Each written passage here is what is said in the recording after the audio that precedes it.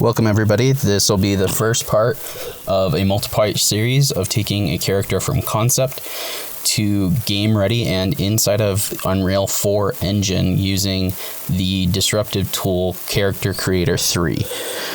So you can see here I'm starting off in Character Creator. It makes it very easy to get a quick base mesh and then put some really nice detail into that base mesh to get a good understanding of what your character will look like.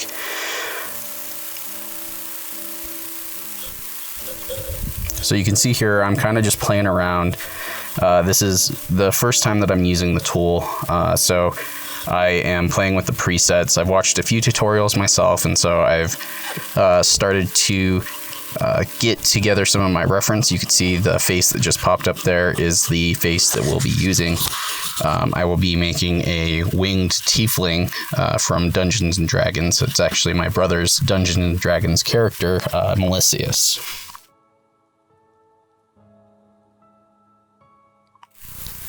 So right now I'm going through and I'm adding some skin details from the Skin Gen plugin. I did end up purchasing the entire system for Character Creator 3 in a bundle that was happening at the time.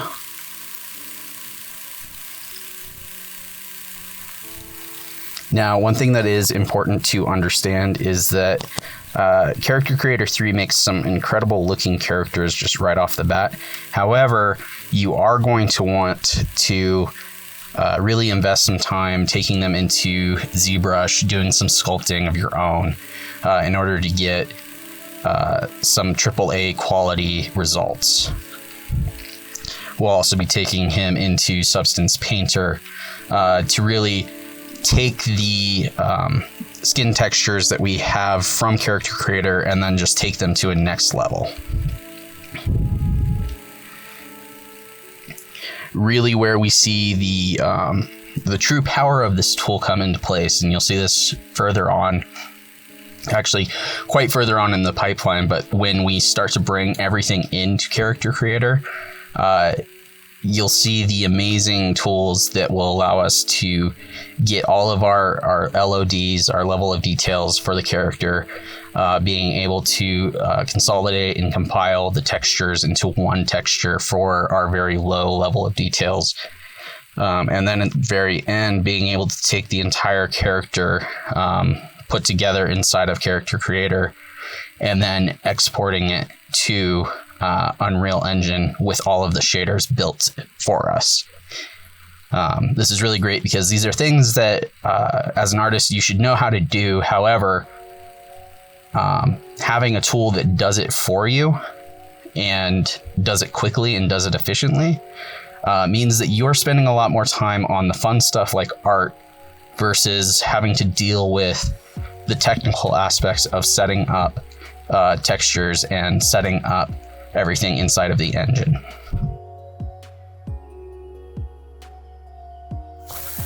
So you can see here I'm kind of just playing around with the face and trying to get it as close as possible to the end dimensions. I'm also kind of playing around with eye shape and the eye color just to kind of get an idea of what his face will look like. I think it's very important, and I think this is a really cool tool because you can add things like eyebrows and eyelashes, which do really help show you the shape of a face. I don't know if you've ever created a character in zBrush and really thought that the sculpt is really amazing, only to get it textured and realize this kind of looks like poo-poo because it's missing all of the hair.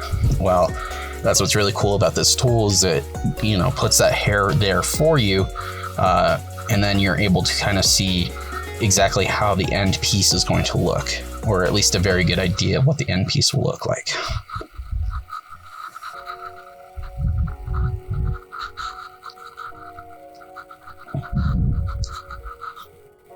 Now, I'll also admit that in my next character that I build with Character Creator 3, I will not be,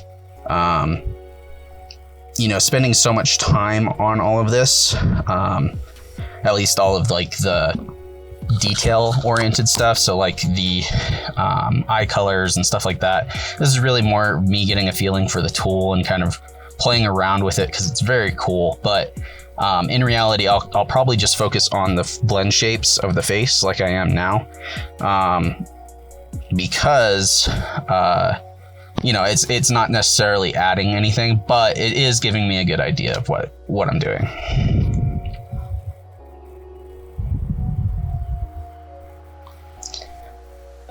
So that's one of the cool things about this tool too, is you can add multiple sets of eyebrows, actually multiple sets of decals on top of your pre-existing ones. And then it allows you to kind of go through and toggle very quickly which ones you want. And so you can get a very good idea very quickly of what you're doing.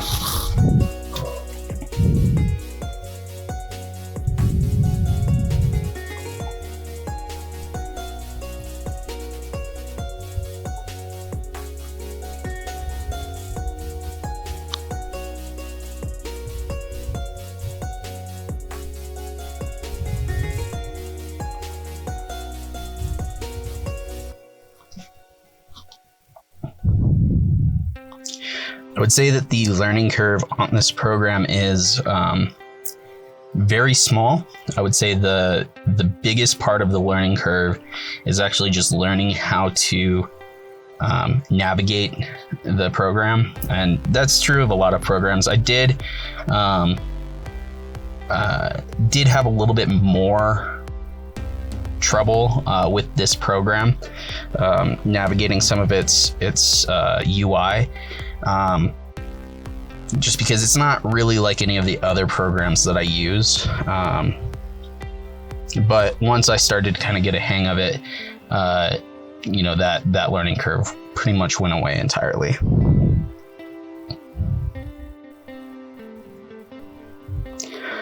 So you can see here, the character is kind of this blue, desaturated blue, gray color. So to get a good idea of that, I went ahead and I just jumped in and desaturated the skin. It does lose a lot of the detail when I do that, and so that's why we'll be taking it into Substance Painter to kind of add some of that back in later. The other thing that you'll kind of notice from the character is we really only keep the tips of the fingers and the head visible, and so that's why that's another reason why you want to have your concept work kind of fleshed out before you jump into this program, because at the very beginning you saw I was kind of getting a little bit lost doing the details of the body, which in the end you're not ever going to see.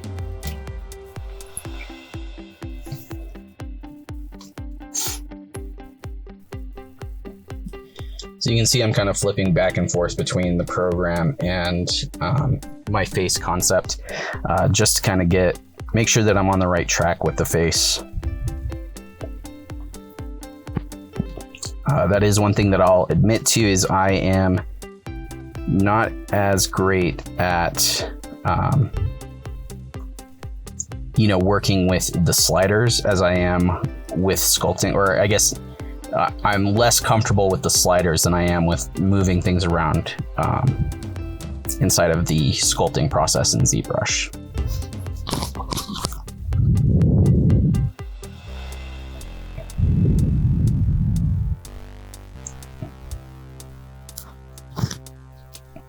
So you can see right here, I'm getting it ready to actually go out to zBrush.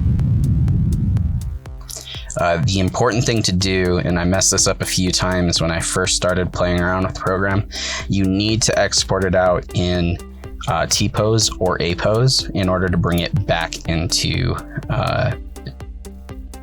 Character Creator. That being said, the A-pose and the T-pose aren't very spread out the way that I like to work, and so they are a little bit harder to use. But I do have a way of getting around that here, and I'll show you in a second how we do that. So you can see I'm flipping back and forth between the two programs just to kind of get a good idea of how the sculpting is working out. And you can see the thing that I'm realizing with the skin shader is I really want to exaggerate some of the details inside of the face.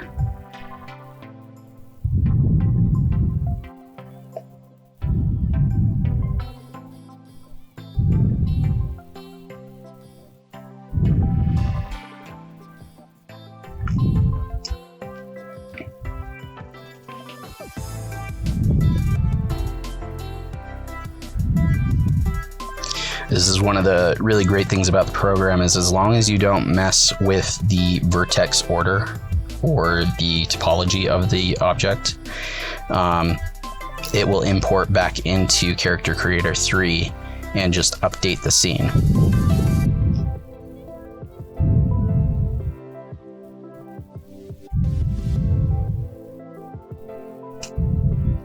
And then what's also really cool is you can see right now I'm kind of messing with some of the sliders now, and they're working on top of the sculpt that I did. And that's because of the way that Character Creator 3 is built. The sliders pertain to a certain subset of vertices, and so that's why you can't change the vertex order, because those sliders depend on that vertex order in order to actually affect the correct area that you're sliding.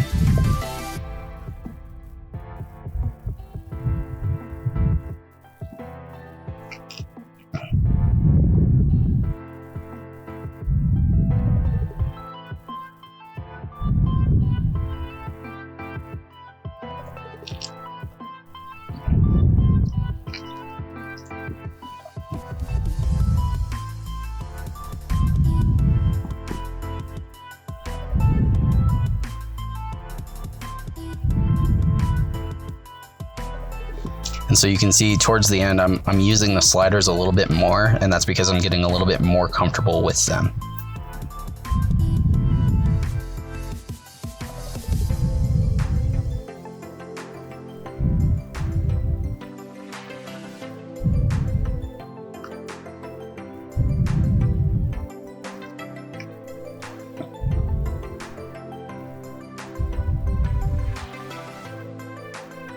You'll also see me kind of jump very quickly into ZBrush to affect one little part, and that's because I'm not able to find the slider that I'm looking for.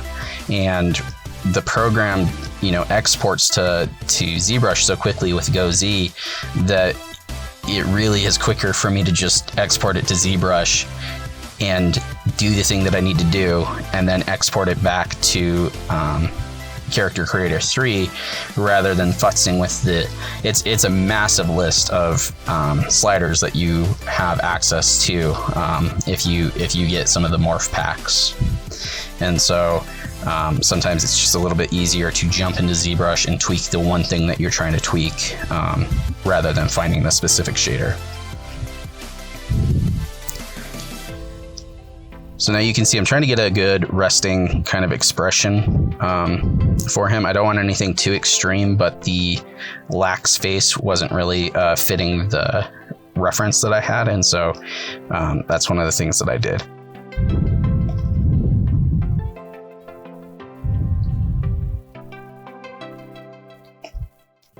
So this is what I was talking about with my little trick for getting a character ready for some of the sculpting and clothing and everything like that, accessories. So the trick is to actually get a pose that you actually want to do all of the assets in. For me, I really like to have a little bit wider of a stance, and you can see right now, you just make a preset of that pose. And so now you keep that character in that pose, and you can export it out to ZBrush and to Marvelous Designer or any other program that you're using.